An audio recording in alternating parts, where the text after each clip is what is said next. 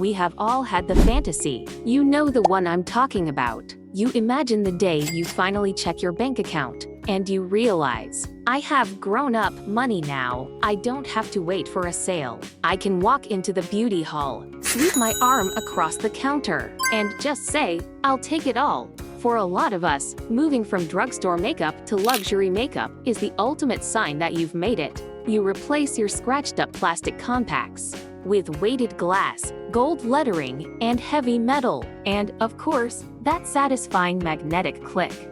But here is the controversial question I want to answer today.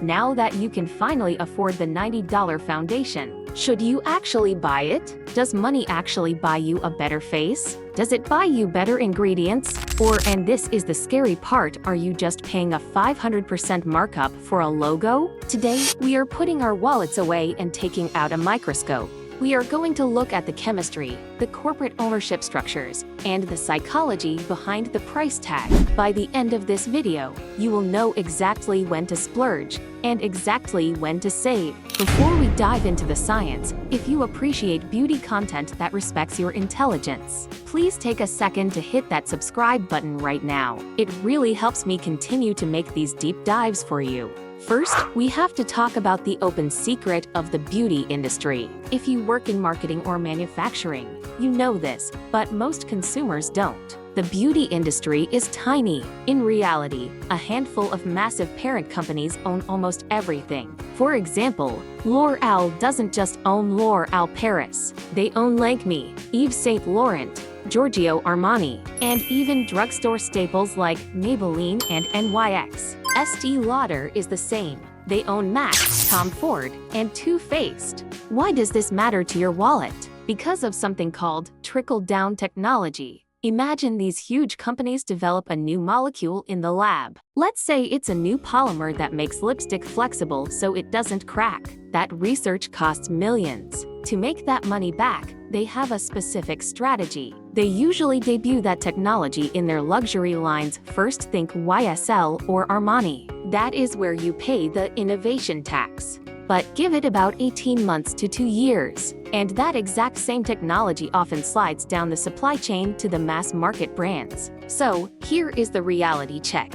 If you buy a luxury mascara today, you are paying for the innovation now. If you buy the drugstore version from the sister brand, you might be getting the luxury formula from 2 years ago. And let's be honest, was the makeup from 2 years ago bad? No, it was amazing. So, point number 1. You usually aren't paying for better ingredients in luxury. You are paying for newer ones. This is the kind of industry secret most brands don't want you to know. If you have a friend who is constantly overspending at Sephora, share this video with them right now. You might just save them hundreds of dollars. However, I am not going to sit here and tell you that a $10 foundation is identical to a $100 one. It isn't. And this brings us to the first category where, if you have the money, I say, splurge. That category is complexion, foundation, and concealer. Cheap foundation is often difficult to engineer because skin tones are complex. In the past, affordable brands relied on basic pigments, mostly orange and pink oxides. This is why cheap foundation often looks, well, orange. High-end brands invest heavily in color theory. They add blue and green pigments. This creates nuanced olive tones, neutral tones, and colors that actually mimic human skin. But more importantly, let's talk about oxidation. Have you ever applied a foundation that looked perfect in the morning, but by lunch, you looked 2 shades darker? That's oxidation. It's the oils in the makeup reacting with the oxygen in the air. Luxury formulations generally contain higher quality stabilizers that prevent this reaction. If you've ever had a foundation turn orange on you, hit that like button right now. I want to see how many of us have been victimized by bad oxidation. If you have the budget, high-end foundation is like buying a tailored suit versus one off the rack. They both cover you, but the tailored one moves with you and looks like skin. The same goes for eyeshadow. Cheap eyeshadow is often packed with talc. Talc is a cheap filler. It's white and powdery, and it dilutes the pigment.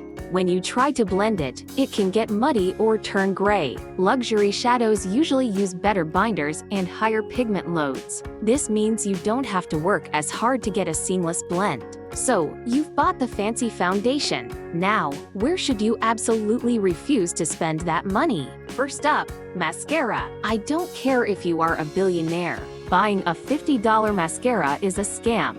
Here is the science. Mascara is a wet environment. It is a breeding ground for bacteria. Because of this, you must throw it away every 3 months. Period. The ingredients in mascara are standard, wax, black pigment, and a film former. Whether it's $5 or $50, the goop inside is remarkably similar. When you buy luxury, you are paying for the brush engineering and the heavy metal tube. But you are throwing the heavy metal tube in the trash in 90 days. Do not rent a luxury product for 90 days. Buy the drugstore mascara. Second category to save on: lip liners and glosses. Lip liner is essentially wax and pigment in a wood or plastic pencil. The technology here plateaued years ago. A $5 pencil from NYX performs almost identically to a $30 designer one. Same with clear or sheer lip gloss. It's mostly polybutene or mineral oil. You are paying for the scent and the logo. If you want a specific, unique color, sure, splurge. But for a basic nude liner or a clear gloss, save your money.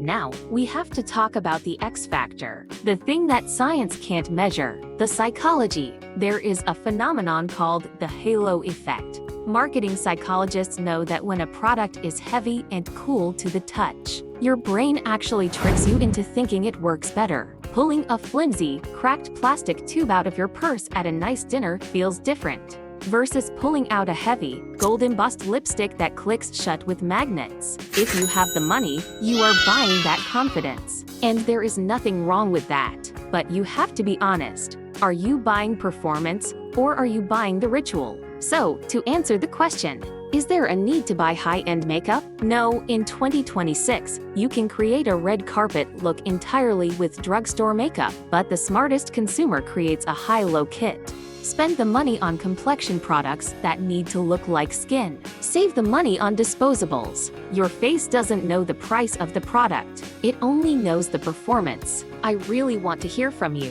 What is the one luxury item you bought that you actually regretted? Drop a comment below and spill the tea on the overpriced fails. I read every single one. Don't forget to like and subscribe for more honest beauty breakdowns. Thanks for watching.